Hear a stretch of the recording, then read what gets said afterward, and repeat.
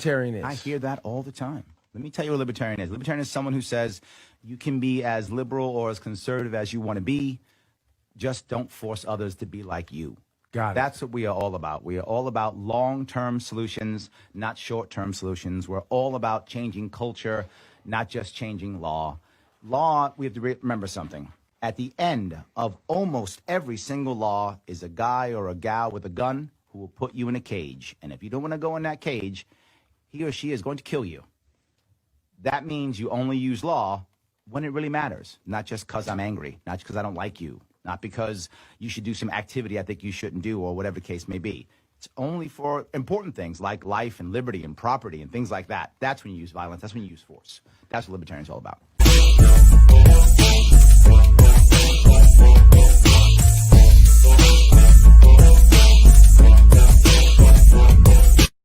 Hey, buddy, welcome to Libertarian Drinking Coffee Live. I am cheating. I'm having a little bit of tea. So I'm sorry, I'm cheating a little bit. I know it's supposed to be coffee, so today I'm cheating a little bit, but it's okay. We're still drinking, so I guess it'll do. Yep. And sometimes people drink water, so it's no worries. It is 3 p.m. on the East Coast, which means you got to see my handsome mug during the week, talking to somebody else out here. And why does this matter? Because there are literally hundreds of local libertarians running throughout this country, trying to make impact at a local level, and we got to support them. And if you want to support them, then do me a favor. Like, comment, share. It does matter. Please like, please comment, please share. How are we going to get our message out if you don't help to get our message out? So I'm asking you right now, hit a like, hit a love, hit a something, whatever that thing is. Share it to the best of your ability. Comment, say, hey, how you doing?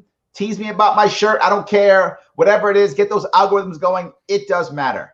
I am very lucky today.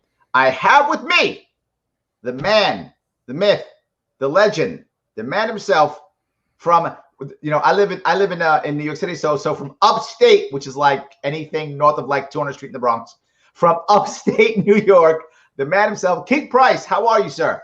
I am excellent. How are you today, sir? I'm doing great. And for those who want more information on Keith, you can head over to his Facebook page if you want to. It's at the bottom. It is VALKIROC. Valkyroc. Sounds super cool. Keith, how you doing today? I am doing well. I'm looking forward to speaking with you. I got to ask you, all the stuff going on, lots of stuff happening in this entire country. Why Congress? Why now? Well, quite simply, all that stuff is going on that you just mentioned is happening because of a failure in our system. That failure has happened because of over a century of two main party acceptance. We accept their nonsense. We allow them to continue doing it, and it's going to continue to cause problems in our lives. So why now? Because now is the time to make actual change. Presidents and other politicians dating all the way back to FDR have promised you hope and change. And the only actual hope and change we've got is just a different name next to the DNR. Now is the time to put L's in power and actually impact our nation's direction. So wait a minute. Are you trying to say the politicians have been lying to us, Keith? What? That I don't believe they lie. Ooh, go ahead, tell me. That I think they think it's true. I think interesting. They believe their crap smells like flowers. They think they're truthful. And because they've taken that into their hearts and they're just regurgitating all the time, it's got to mean something to them. So when you ask them a hard-hitting question or you ask them to make a truthful statement, they freeze up or they avoid it and walk away. And the reason they do so is because you're impacting their reality. I like that. So, I've always said that, me in New York City, I have de Blasio, and you and I share His Majesty King Cuomo. Yep. I've always thought that even though I'm absolutely not a de Blasio fan, don't like him at all, he's a terrible governor, a terrible mayor. I think you're right. I think he believes that he's just smarter than all of us. Yep. He's the smartest guy in the room. That's smart. And will you peasants just be quiet and let me take care of you? Because I know better than you. I think he actually believes it. I also think, and because you mentioned the emperor, if we were to be able to pin him down in his overly large suit, the emperor Andrew M. Cuomo, would tell you the reason he makes the decisions he makes is because he knows better than everyone. He is not an expert chef, we'll say, but in his head, he can out Gordon Ramsay. Wow. So because he knows so much more than everyone. All right. So let's get down to some actual change here. There's obviously, I mean, we live in New York State. There's 14 bazillion issues we could touch, right? Yep. But let's not keep everybody here for 16 hours. Instead, give me like your top 1, 2, or 3. Well, the first thing we need fiscal transparency. Okay. We have no fiscal transparency. No one reads the federal budgets or even the state budgets. The second thing we need to eliminate repetitive and over-the-top multiple layers of legislation. So I'll just use a silly topic, corn. So there's federal regulation in corn, there's state regulation in corn, there's, county regulation in corn. We have all this redundant legislation. So let's eliminate all those redundancies and let the level that should be handling things handle it. Corn should be handled by Larry the farmer, not the federal government. So, and the third topic I'm talking about is actual intercommunity service.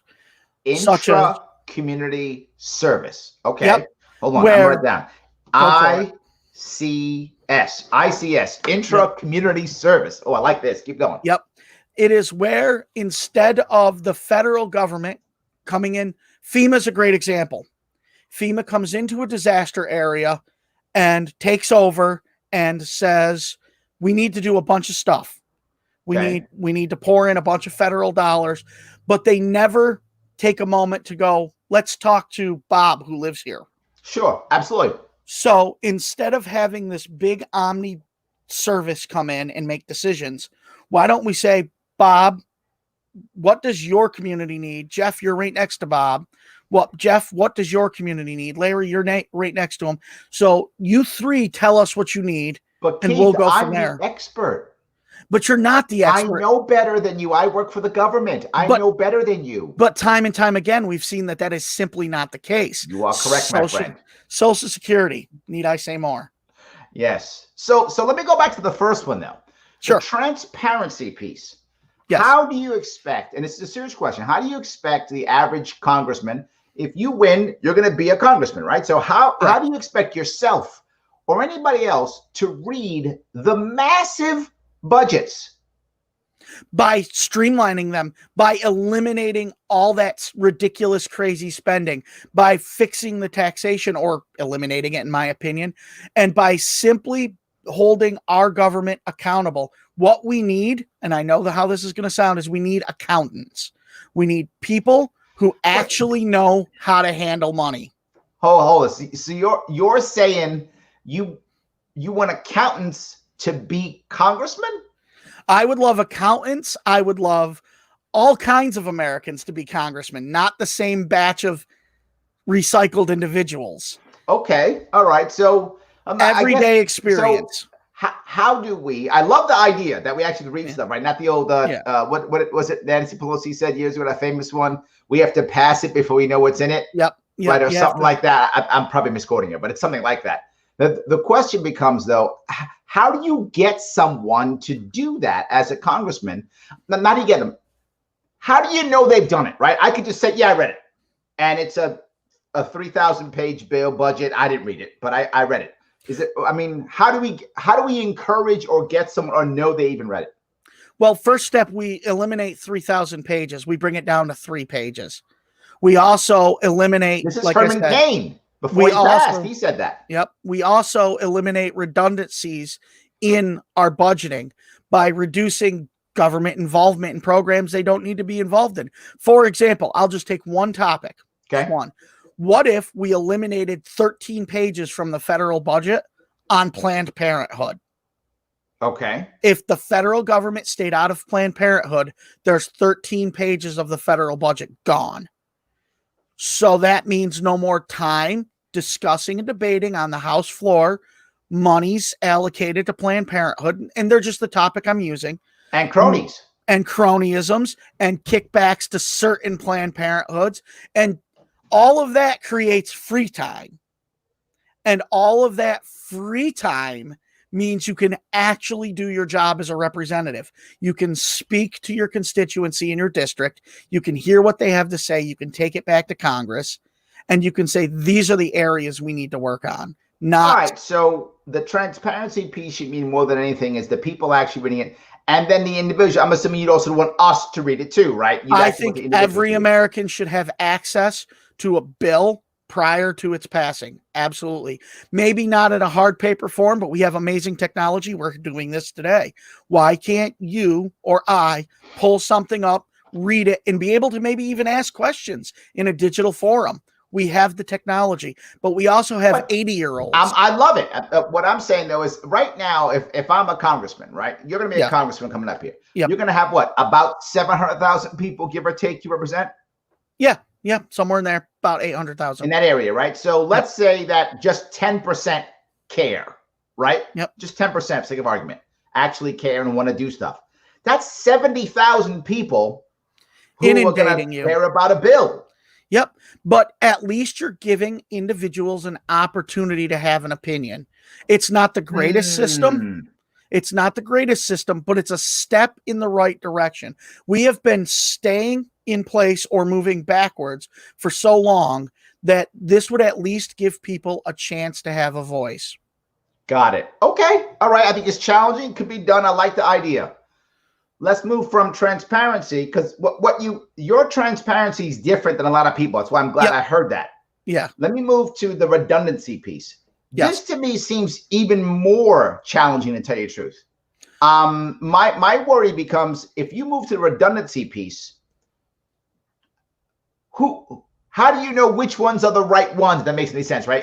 Does the federal guideline matter more than the local? Does the local matter more than the state? And then once you start, in the case you brought up corn, when you start selling corn across state lines, does that mean the federal government's involved? That one seems tougher to me. Well, I've always believed in a smaller federal government. Less federal government means less intrusion in your life. And less intrusion in your life means a better life. We know that. So I think it needs to be done by a case-by-case basis. Each redundancy needs to be looked at. And a very simple question needs to be asked. Is this something federal government should be involved in? And I think if people ask that question about 10 topics, 8 to 9 times out of 10, they will say, you know what? No, federal government doesn't need to be involved here.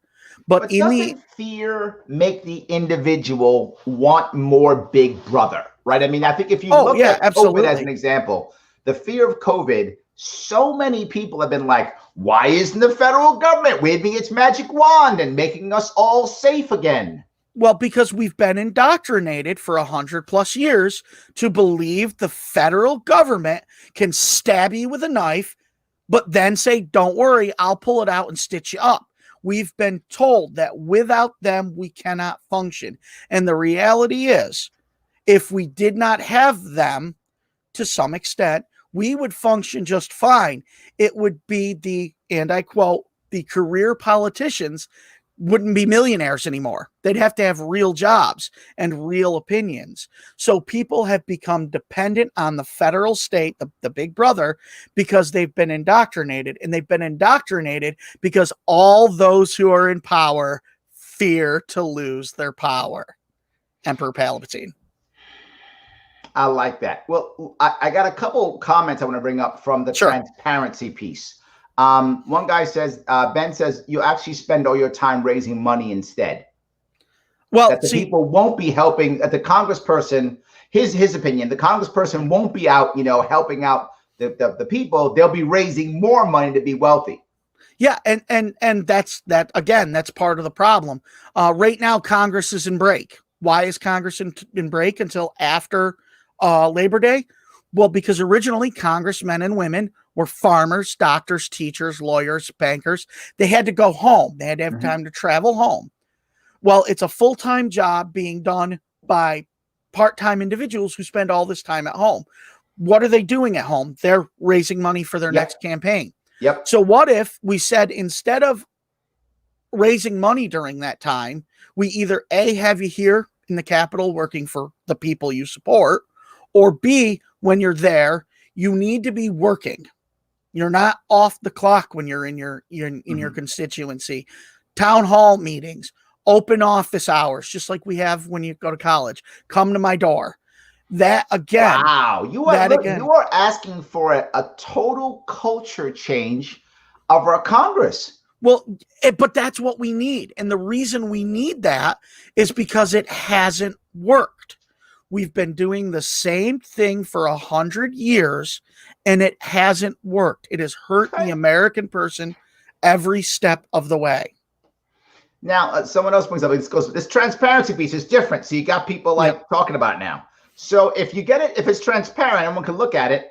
Does that mean that we get to select where our tax dollars go to then, right? If I'm looking at the budget, do I then get to say, hey, Representative Price, I don't want my $4,000 go into fight the war in Iraq. I want the $4,000 go into whatever, farmers in New York State. Insert thing here.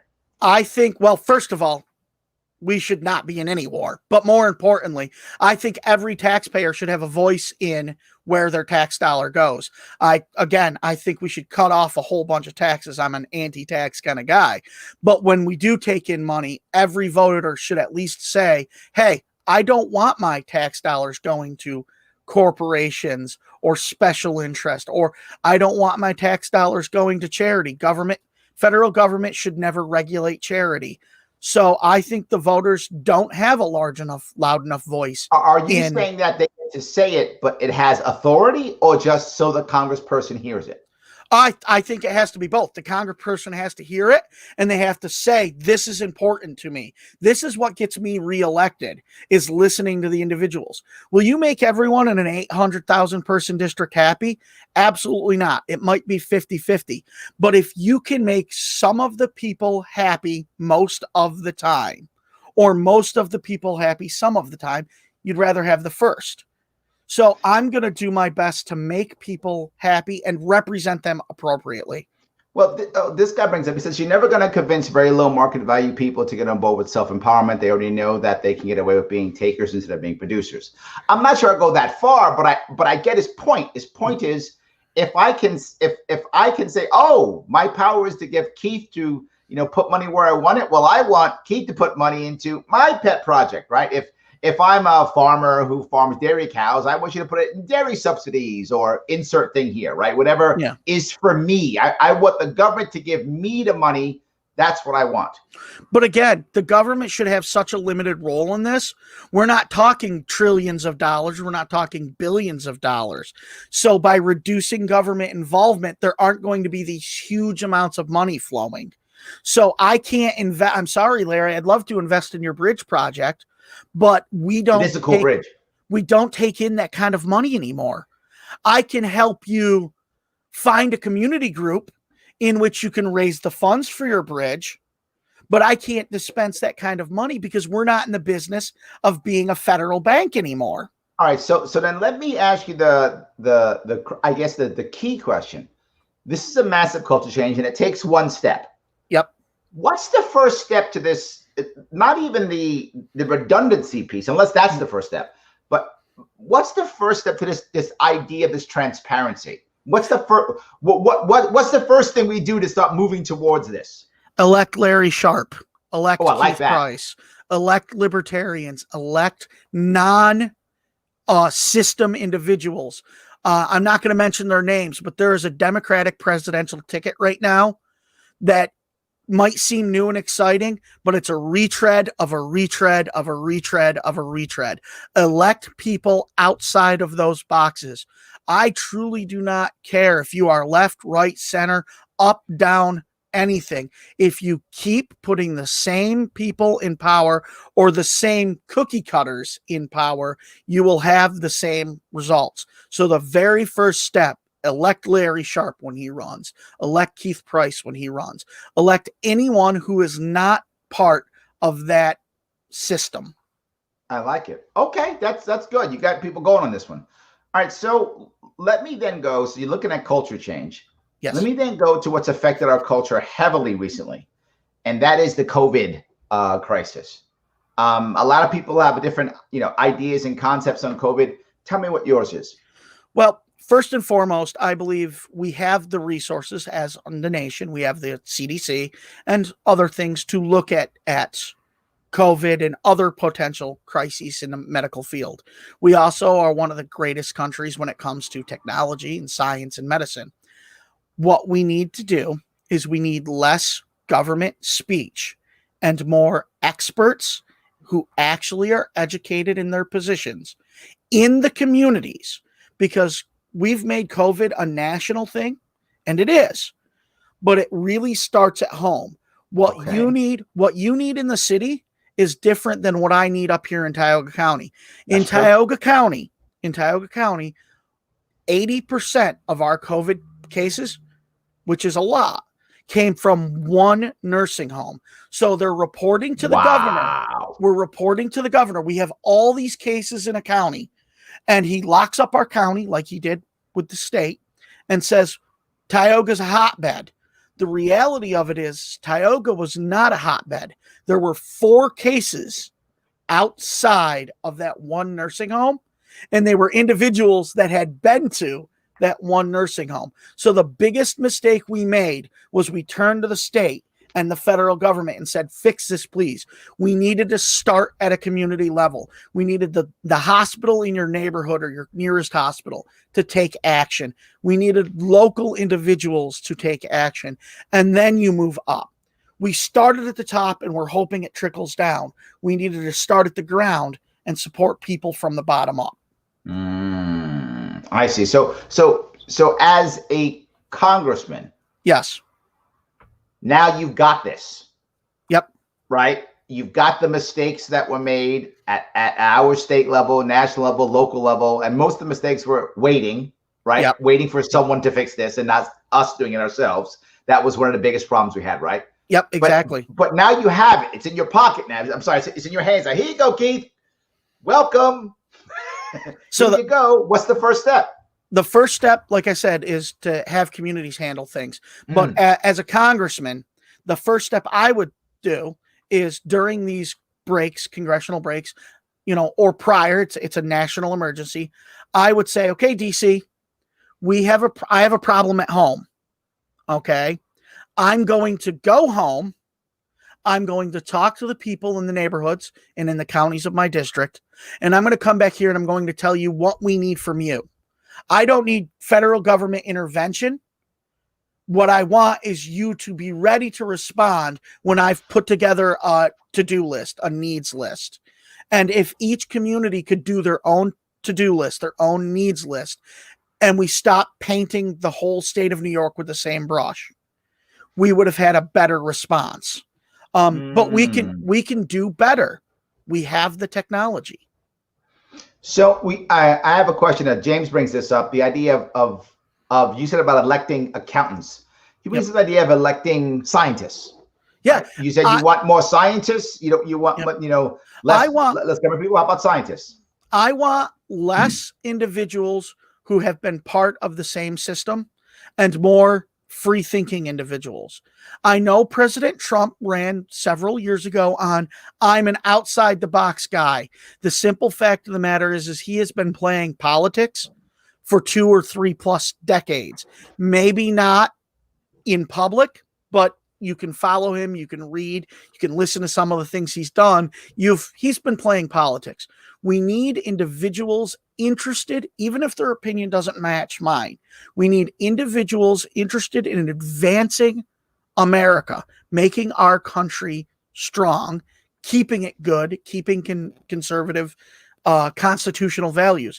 And if that means we elect a scientist, we elect a pastor of a church, we elect an accountant, that's going to help our country a lot more than electing the suit the Republican Party has just put up next, and then electing the next suit, and then the next suit. Got it. Okay.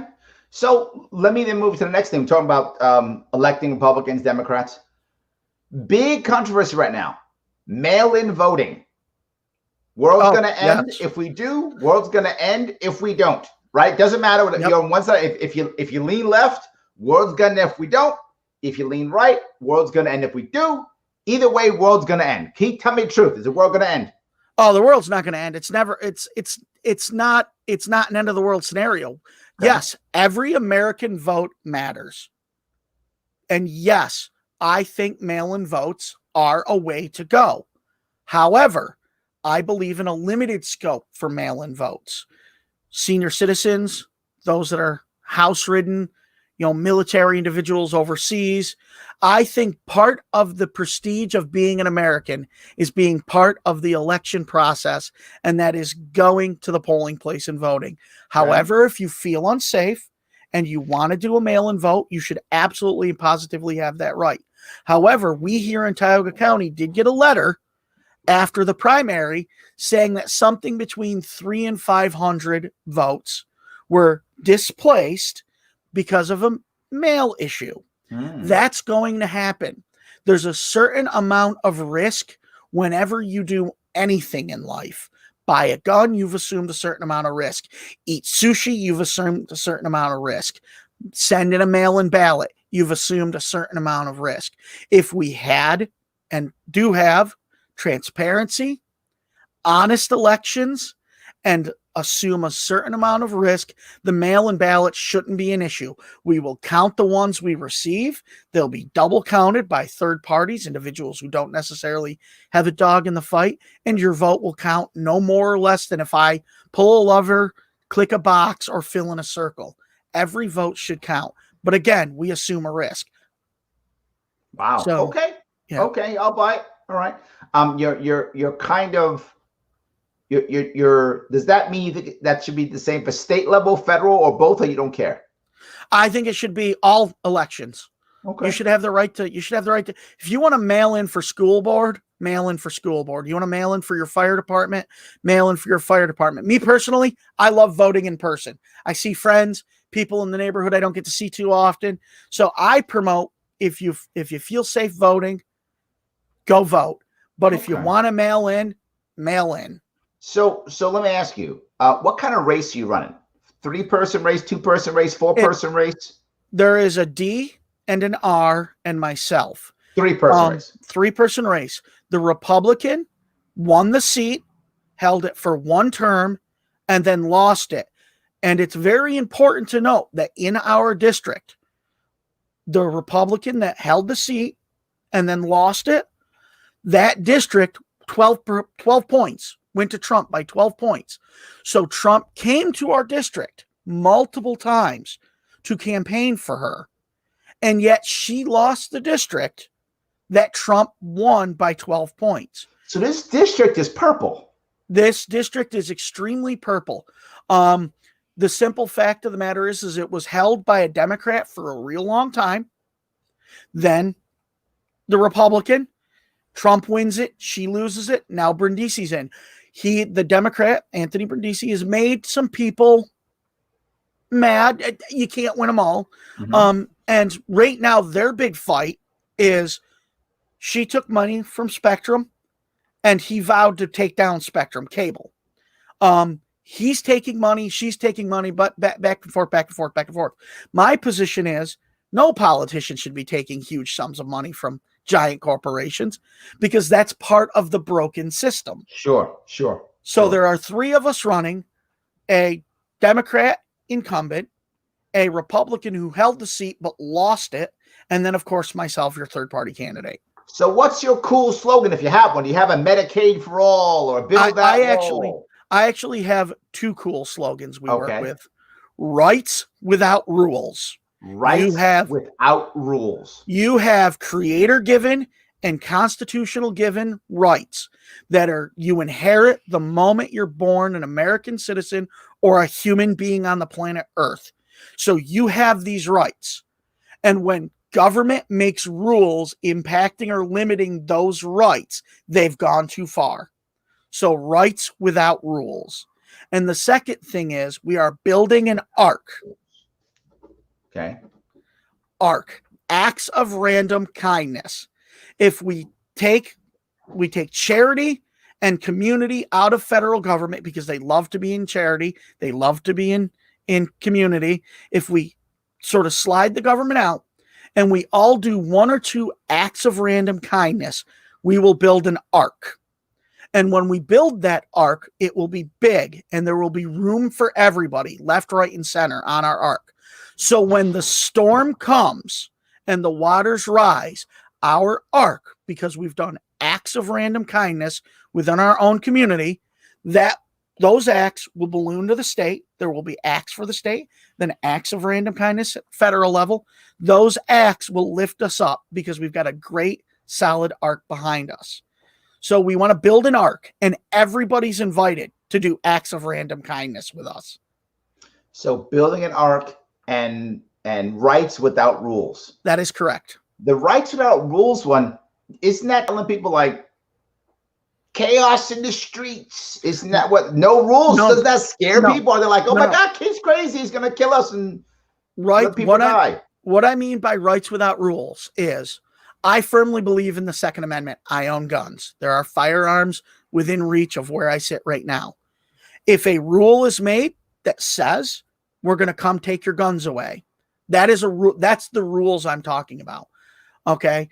I believe it's my personal opinion that I have freedom of press. If I want to go online and start a fake news organization and type up a story on why I think libertarians are the greatest, and Facebook shuts it down because they don't necessarily like libertarianism, we'll say, just as an example, that's a rule on rights. You're shutting me down, but you're not shutting them down. So I'm talking about impairments to our creator given and our constitutional rights. Okay. I don't mean murder. We're not saying no murder. Okay. But what we're saying is, Larry, you need to put your mask on before you leave the house. That might be important in your community. But up here in Tioga County, where we have 4 cases, do I need my mask when I leave the house?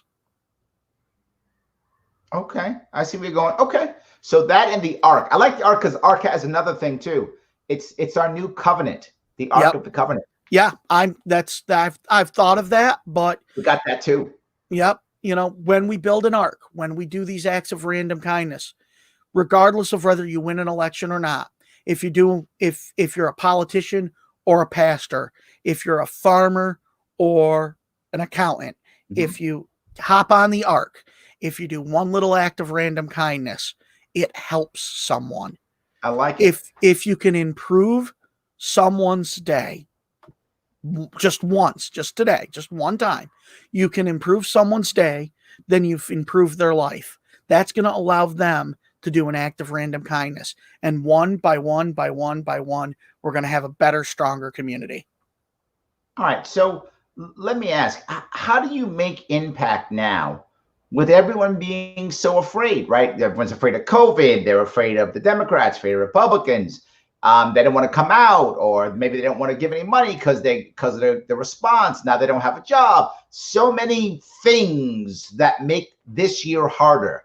How are we going to make impact, Keith? Well, being honest, being out front and saying the world isn't as scary as you've been told. Here are the facts. Here are what we know.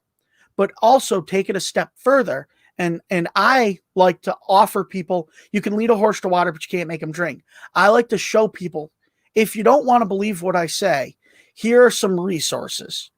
Here's a place you can read about it. Here's what you can do. Maybe you go to the community garden. You know, so I say to people, what can we do to make an immediate impact today in spite of all this fear is simply be honest with them.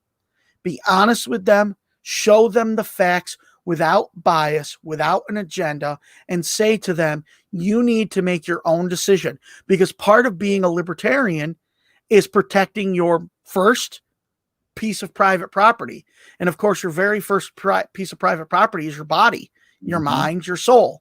So here are the actual facts as we know them, compiled by scientists, medical professionals, whatever the case may be.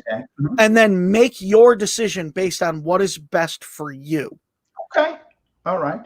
So let me ask you, when I ran, I was very lucky in that if I lost, which I did, my consolation prize was easy. It was ballot access, easy for me. not everybody else running has an easy consolation prize, right? Yeah. If you don't win the seat, have you decided what is a win? Have you decided that, you know, if I achieve this, I still won even though I didn't get the seat? Have you decided on that? Yeah, absolutely. We just talked about it.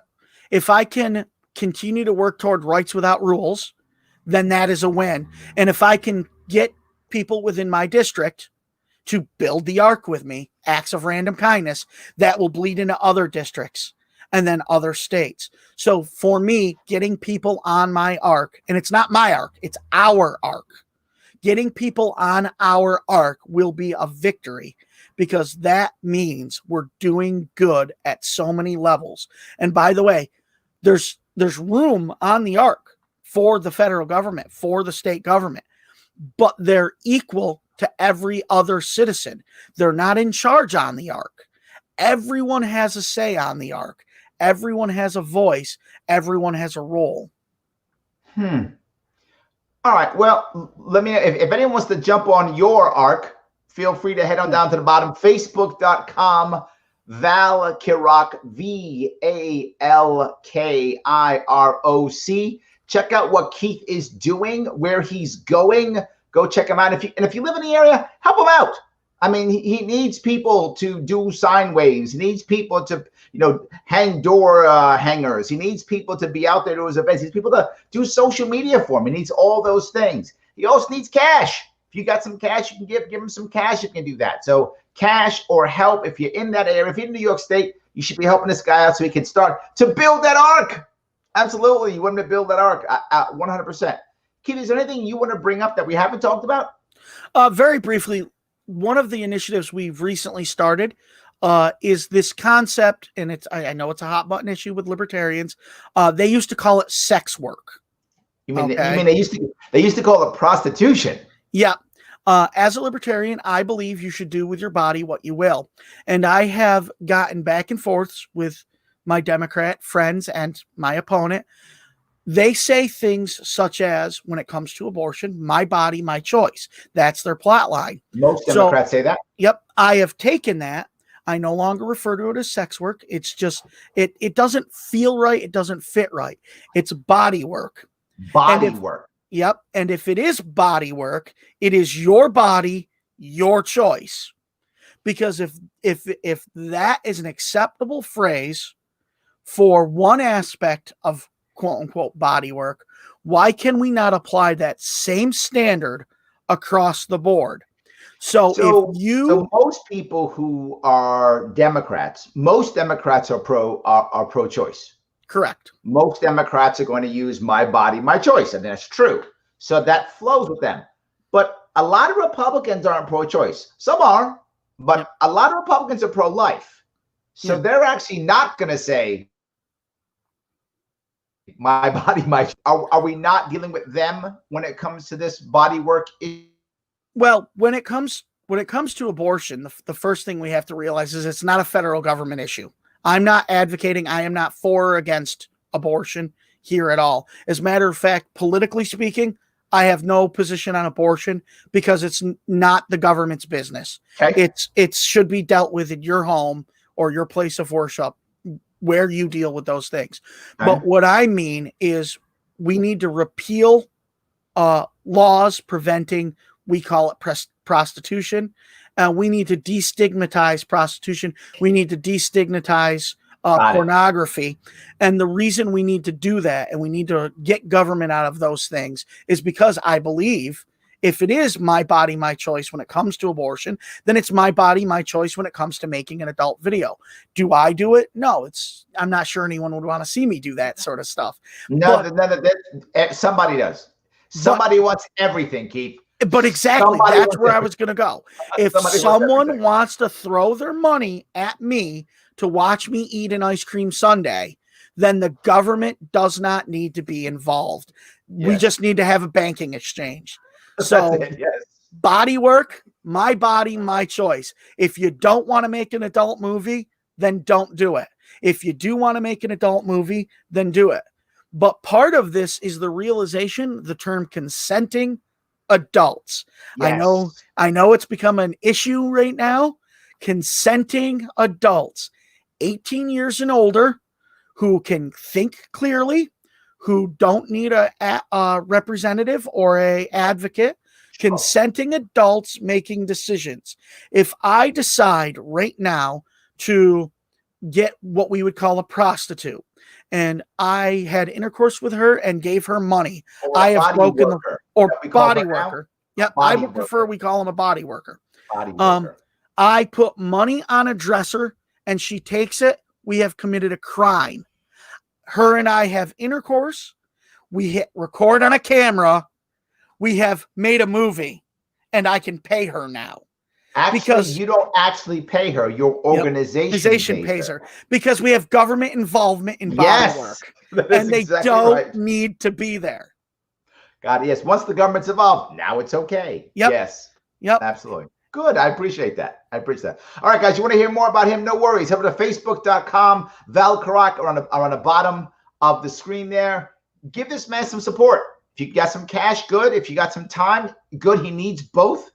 Keith, I want to say it's amazing. I'm glad you came by. You gave me the ARC. You gave me body work. I mean, come on. This is good stuff. And you gave me, what's the other one? ICS, intra-community service. Is that right? Yep. And rights without rules. That's my big key. Rules. We need rights without rules. Get the federal government off our constitutional rights. I love it. Rocking and rolling. Guys, thank you so much for watching. I appreciate it, Keith. Thank you so much for giving me all the time. Guys, so good talking to you. I will see you all very soon.